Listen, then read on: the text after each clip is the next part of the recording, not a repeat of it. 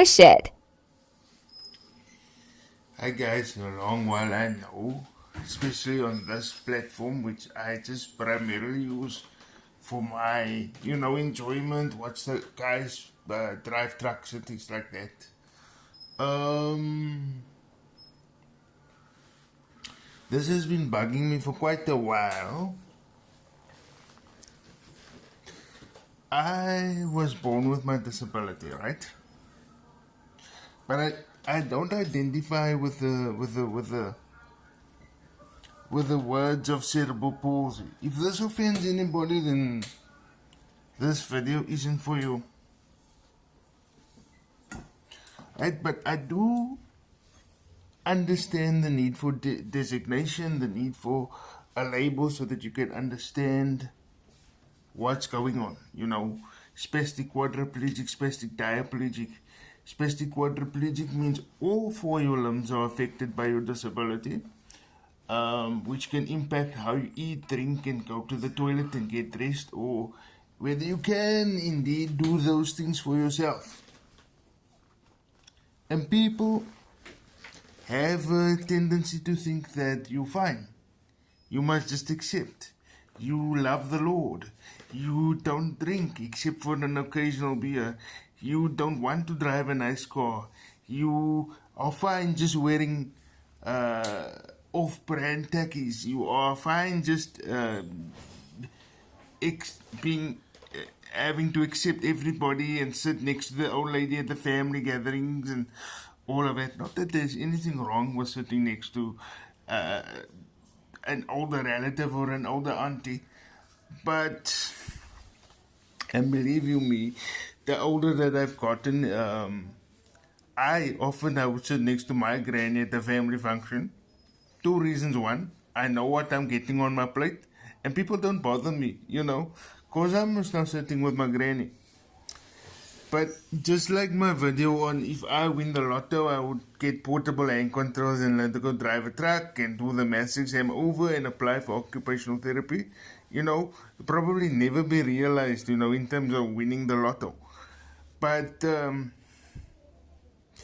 most realistic thing I can say for this particular video, and if I'm being boring, please scroll on, click not interested.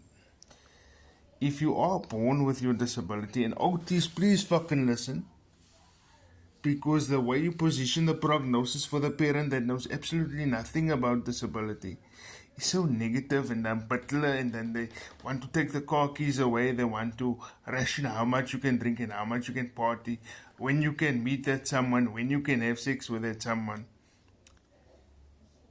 If you know that this person is spastic diaplegic or spastic quadriplegic or spastic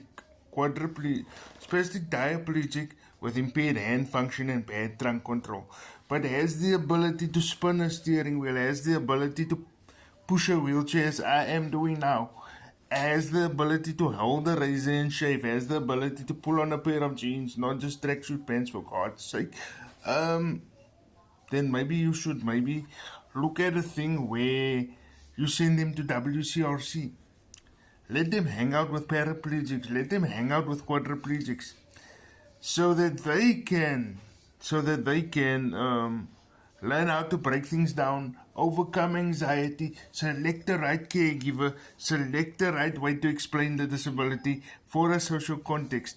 I mean, if I had known this when I was 16 years old, except having to wait until the age of 39 and go to UCT and work in rehab there, then my life would have been hella different. I would have been married with kids of my own and a car of my own that nobody can take away from me because I can cope with anxiety, because part of being cerebral palsy is coping with anxiety. But anyway, back to rehab.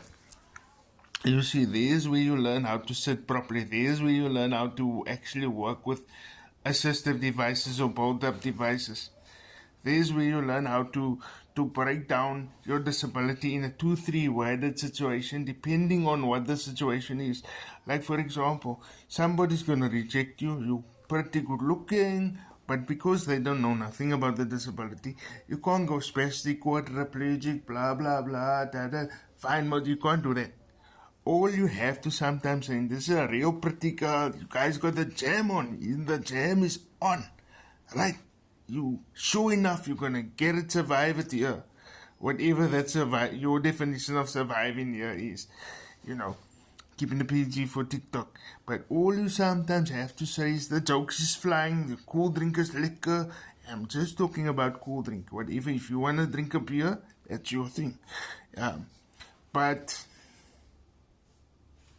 all you sometimes have to say, and for God's sake, parents, don't correct people if they make a definition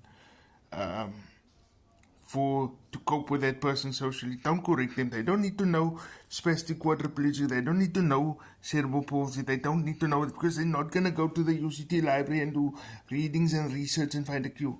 But all you need to do, your 16-year-old self, your 21-year-old self, your 18-year-old self, 18 makes it legal, you can say, yeah, I need friends, no? But I also need a girl to sit on my lap. Whatever she does when she sits on your lap, that's between you. But I think there is a line between acquired disabilities and people who have late onset disabilities, your car accident, your stroke, your motorbike accident. Fine, lekker. But I think there must be a cross-pollination between those of us with acquired disabilities that are also allowed to, from the age of 15, 16, go into WCRC and learn how to pop a wheelie, learn how to not pee your pants, learn how to get in that car and look lekker, learn how to sit up straight in your wheelchair even though you're pushing your wheelchair slow, so that you can come home and explain to your parents, no, I don't need to lift weights. This is my pushing cadence. This is my level of function. I am strong, but the ability to direct my strength is a challenge for me because of the spasticity involved in it. I am strong, even though it looks like I can't push my wheelchair. That means I can't turn a steering wheel.